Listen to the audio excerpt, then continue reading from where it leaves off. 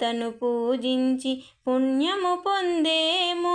3 కోట్ల దేవతలు గోవున వెలిసేను, గోవున నిలిచేను గోమాతను పూజించి.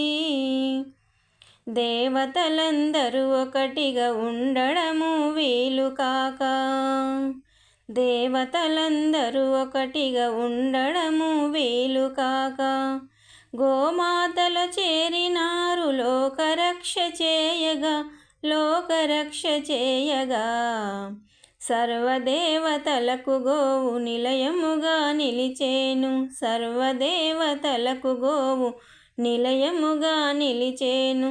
సర్వశుభములను గూర్చే వరములిచ్చు మాత, వరములిచ్చు దాత. గోమాతను పూజించి పుణ్యము పొందేము. 3 కోట్ల దేవతలు